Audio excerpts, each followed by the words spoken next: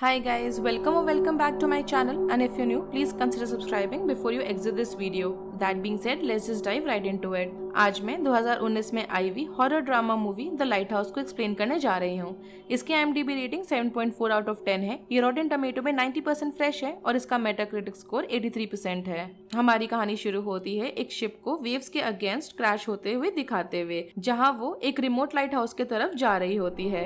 Eastern seaboard keeper Thomas और उसका assistant वहाँ 4 हफ्ते के लिए रहेंगे और हमको हिंट मिलता है कि उसके पहले जो आदमी वहाँ पे काम किया करता था वो पागल हो गया था और खुद को उसने मार डाला था। अब ये चीज समझना मुश्किल नहीं है क्योंकि वहाँ एकदम ही खाली पड़ी हुई जगह है। इन दोनों के सिवाय और कोई रहता नहीं है। मतलब कहा जाए तो वो एकदम मिडल ऑफ नोवेयर वाली जगह है। और मूवी की शुरुआत से ही हमको छोटे छोटे अनॉय करने वाली चीजों को दिखाया जाता है, जैसे कि थॉमस का एक्सेसिव फार्ट करना या फिर कॉन्स्टेंटली दूर एक फॉग हॉर्न का बजते रहना। ये चीजें शुरू में तो भले ही उतना ज्यादा इरिटेटिंग या अनोइंग नहीं लगती, मगर अगर आपको कॉन्स्टेंटली वो सुनना पड़े तो हो ना हो कोई भी पागल हो जाएगा। अब वेग भी चीजों को और आसान नहीं बनाता है और वो विंसलो को काफी अजीब तरह से ट्रीट करता रहता है और उससे छोटे छोटे काम कराते रहता है आइलैंड के अराउंड, जैसे कि पोछा मारना, फर्नेस के लिए कोल को लेकर आना या सिस्टम को ठीक करना। मगर जितना भी वो उसको साफ कर ले वो तब भी साफ नहीं होता और वो ब्राउन कलर का ही हमेशा रहता है। थॉमस उसको कॉन्टिन्यूअसली लुक डाउन करते रहता है, फ्रेम करता रहता है, जैसे कि उसने जब फ्लोर साफ करा था तो उसको उसने दोबारा वो करने को बोला था। ये चीज काफी ज्यादा गुस्सा भी उसको दिलाती है, जबकि वो ये बोलता है कि अगर उसने कोई चीज करने को बोला है तो वो उसको बिना आर्ग्यूमेंट के चुपचाप बिना सवाल जवाब के करता रहेगा, टू द पॉइंट कि अगर उसको बोला जाए कि वो पूरा लाइट हाउस को तोड़ के दोबारा बनाए तो वो भी करेगा।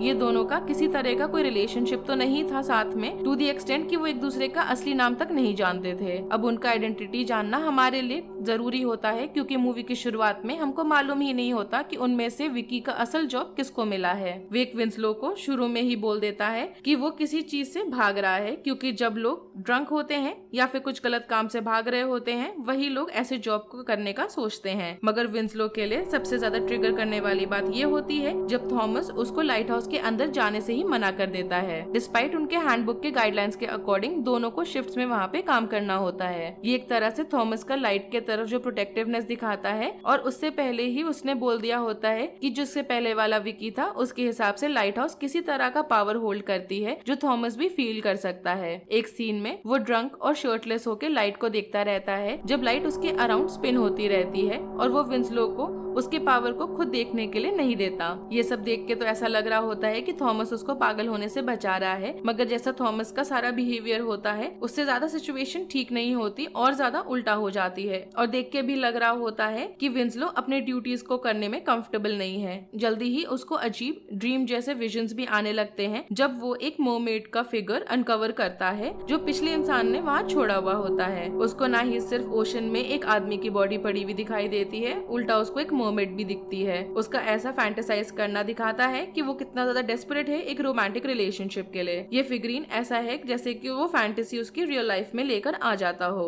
वो तब भी अपने आप को किसी तरह से संभाल के अपने दिन के काम करते रहता है और एक सीगल भी उसको परेशान करता रहता है कंटिन्यूअसली, जैसे उसको अटैक करता रहता है या फिर सुबह सुबह उसकी खिड़की पर आके आवाज करता रहता है। उनके आखिरी रात में वो फाइनली उस बर्ड पे स्नैप कर जाता है जब वो उसको दोबारा परेशान करने के लिए आता है। वो उसको पकड़ के बुरी तरह से पोल पे मारता है, डिस्पाइट उसको थॉमस ने ऐसा करने के लिए मना किया हुआ होता है और वार्निंग दी हुई होती है। एक पुराना सी रूल होता है कि सी बर्ड को मारना बैड लक है, मगर उसके लिए अभी बहुत हो चुका था। बुरी बात यह है कि हो सकता है कि अब थॉमस की बात सही हो रही हो, क्योंकि तभी अचानक से जो तेज हवा चल रही थी वो एकदम से स्टैंड स्टिल पर आ जाती है और दोबारा से जब एकदम से शुरू होती है तो नए डायरेक्शन से शुरू होती है। देख के लग रहा होता है कि बर्ड को मारना सी को गुस्सा दिला दिया था, जिससे काफी ज्यादा बुरा कॉन्सिक्वेंस अब होने वाला है। जो उनको लग रहा होता है कि उनकी आखिरी मील है साथ में, विंसलो अपना रूल तोड़ देता है कि वो ड्रिंक नहीं करेगा, डिस्पाइट कि थॉमस शुरू से उसके लिए काफी बुरा इंसान रहा है। जैसे ही उसको लगता है कि उसको ड्रिंकिंग पार्टनर मिल गया है, वो सबसे पहले बिना टाइम वेस्ट किए जाके उसको ड्रिंक पोर कर देता है और अब जाके उन दोनों के बीच में किसी तरह का पर्सनल कम्युनिकेशन होता है, जहाँ वो अपने बारे में थोड़ा सा ही सही ओपन अप जरूर होते हैं और पहली बार एक दूसरे को सही तरीके से इंट्रोड्यूस करते हैं। मगर अभी भी विंसलो अपने बारे में सच्चाई नहीं बोल रहा होता। हमको ये भी मालूम चलता है कि थॉमस की फैमिली है या फिर किसी एक पॉइंट पे जरूर रही होगी जिन्होंने उसको एक तरह से डिसोन कर दिया था जब वो 13 क्रिसमसेस मिस कर दिया था। मतलब ये है कि उसने अपने सेलर और लाइट हाउस कीपर होने का जो पोजीशन है वो हमेशा ज्यादा ऊपर रखा है अपने फैमिली के, जिसकी वजह से उसके पूरे फैमिली ने उसको छोड़ दिया था। हवा का डायरेक्शन बदलने से भयानक तरीके से स्टॉर्म आने लग जाता है आइलैंड पे। अगले दिन की सुबह अभी भी दोनों को लग रहा होता है कि नए लोग वहाँ आएंगे और वो लोग काम से फ्री हो जाएंगे, मगर जल्दी ही उनको मालूम चलता है कि वहाँ कोई नहीं आने वाला। इससे विंस्लो काफी ज्यादा डिसअपॉइंटेड हो जाता है। थॉमस उतना ज्यादा भी परेशान नहीं होता है और बोलता है कि एक बार एक इंसान 7 महीने तक एक लाइट हाउस में फंसा रह गया था उसके रेस्क्यू होने से पहले। अब उनके पास और कोई चॉइस नहीं होता तो वो अपने रूटीन को कंटिन्यू करने के सिवाय और कुछ कर नहीं पाते, और ज्यादा मुश्किलें तब हो जाती हैं जब बहुत बुरी तरह से बारिश होने लग जाती है वहाँ पे। थॉमस अभी भी विंस्लो को परेशान करता रहता है जब वो एक बोट को लेके वहाँ से जाने की कोशिश करता है। वो एक्स लेके बोट को तोड़ देता है और बाद में वो बोलता है कि विंस्लो ने बोट को तोड़ा, वेराज हमको क्लियरली दिखा था कि किसने क्या करा। अब जैसे जैसे सिचुएशन और खराब होने लग जाती है, चीजें दोनों पे अलग ही टोल लेने लगती है। अब विंस्लो ने भी ड्रिंक करना शुरू कर दिया था और दोनों लोग अलग ही ट्रांस में चले जाते हैं, जहाँ वो लोग बहुत बुरी तरह से आर्ग्यूमेंट करके लड़ाई भी करते हैं और कभी कभी सही भी रहते हैं। वो लोग सारे तरीके से एक इमोशंस को जो एक इंसान गो थ्रू करता है वो सब वो कर सकते हैं जो एक ह्यूमन माइंड के लिए इमेजिनेबल है। जब दो आदमी एक लाइट हाउस में अकेले फंसे हुए हों, टू द पॉइंट कि वो दोनों ऑलमोस्ट एक टाइम पे किस तक करते हैं, जो देख के उनके एनवायरनमेंट की वजह से जो हो रहा है वो उनपे कितना ज्यादा इमोशनल इम्बैलेंस लाया है वो दिखाता है। एक पॉइंट पे विंस्लो अपनी असली आइडेंटिटी और पास्ट के बारे में भी बता देता है कि उसका असली नाम थॉमस है और वो एक लॉगर हुआ करता था जब तक कि एक वर्कर की एक्सीडेंटल डेथ नहीं हो गई थी, और उसकी मदद करने की जगह वो बस वहाँ बिना कंसर्न दिखाए खड़ा रहा था और ये कॉन्टेम्पलेट कर रहा था कि वो एक और सिगरेट जलाए या नहीं। ये चीज की वजह से उसने अपना काम लूज कर दिया था और बिना किसी और ऑप्शन के बचे होने की वजह से उसने ये वाली जॉब ली थी।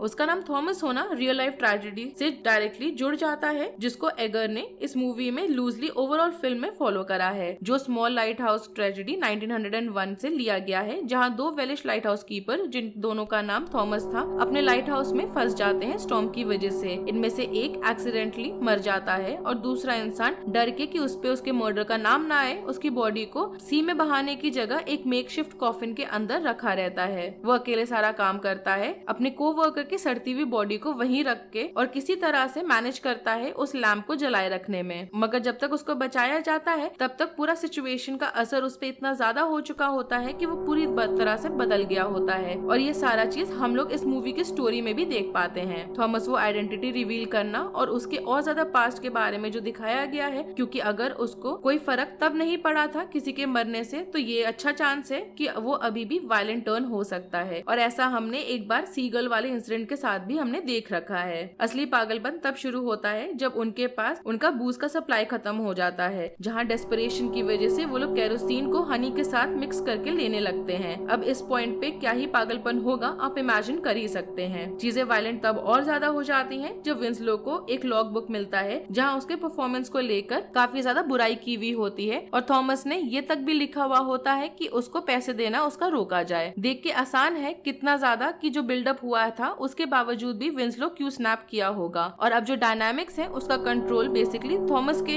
हाथ से निकल के विंस्लो के हाथ में आ गया था, टू दी एक्सटेंट कि उसने उसके गले में कॉलर पहना के उसको डॉग की तरह चलवाया था और उसको उसके खुद के ग्रेव में भी डाल के बंद कर दिया था। उसका प्लान उसको जिंदा गाड़ के रखने का बहुत टाइम तक नहीं रहता है, क्योंकि गुस्से में थॉमस एक्स लेकर आता है, मगर एंड में वो खुद ही मारा जाता है। अब फाइनली थॉमस के मरने के बाद विंस्लो देख सकता है कि लाइट हाउस में एग्जैक्टली क्या है। वो फेस टू फेस आता है लाइट के साथ और अपने हाथ को आगे बढ़ाता है उसके तरफ, मगर वो लाइट में एग्जैक्टली क्या करता है वो हमको ठीक से दिखाई नहीं देता, मगर वो बहुत बुरी तरह से चिल्लाता है, जिसके बाद वो वहाँ से सीढ़ियों से बुरी तरह से नीचे आके गिरता है, जिसकी वजह से उसके लेग टूट जाता है। वो ज्यादा दूर तक तो नहीं जा पाता क्योंकि फाइनल सीन में हमको वो रॉक्स पे उसकी बॉडी पड़ी हुई दिखाई देती है, जहाँ सी गर्ल्स उसके बॉडी को खा रहे होते हैं जबकि वो जिंदा होता है। एगर काफी रिसर्च करके फिल्म्स बनाने वाले इंसान है, और जो सामने से चीजें दिख रही होती हैं उसके अंदर भी काफी ज्यादा लेयर्स होते हैं। यहाँ ग्रीक माइथोलॉजी के 2 कैरेक्टर्स को भी उन्होंने बहुत अच्छे से इंस्पिरेशन लेके इंक्लूड करा है, जहाँ थॉमस प्रूटियस का रोल करता है और विंस्लो प्रोमीथियस का, और वो दोनों इस एंशिएंट कैरेक्टर के रोल्स में बहुत अच्छे से फिट होते हैं। Proteus one of the first old man of the sea था, जिसके पास बहुत ज्यादा नॉलेज नॉलेज थी और वो सी बीस्ट का भी दोस्त हुआ करता था और वो जितनी चीजें हो सकती हैं वो सब जानता था, मगर उसको ये नॉलेज दूसरों के साथ शेयर करने का पसंद नहीं था। प्रोमीथियस दूसरी तरफ एक ट्रिकस्टर था जिसने भगवान से ही आग चुरा लिया था, जिससे इंटेलिजेंट लाइफ और ह्यूमैनिटी आया था, जिसको देख के ज़्यूस खुश नहीं था और उसको रॉक पे चेन से बांध दिया गया था, जहाँ पे रोज एक ईगल आता था और उसके इंटरनल्स खाता था। ये सारी चीज को हम सीधे सीधे उन दोनों के साथ लाइन अप होते हुए भी देख पाते हैं, जहाँ विंसलो किसी तरह से गॉड को डिफाई करता है लाइट हाउस को ऊपर चढ़ के, जहाँ वो एक फॉरबिडन लाइट को टेस्ट तो करता है, मगर इसके पहले कि वो और कुछ कर पाए उसको अपने पुराने क्राइम्स का पनिशमेंट भी मिल जाता है और सीगल्स उसको वैसे ही खाते हैं जैसे कि एंशिएंट टाइम्स में प्रोमीथियस के साथ हुआ था। अगर आपको इस मूवी की एक्सप्लेनेशन पसंद आई हो then do like the video, subscribe to my channel, don't forget to follow me on Instagram, link आपको नीचे डिस्क्रिप्शन बॉक्स में मिल जाएगा। And thanks for watching, bye.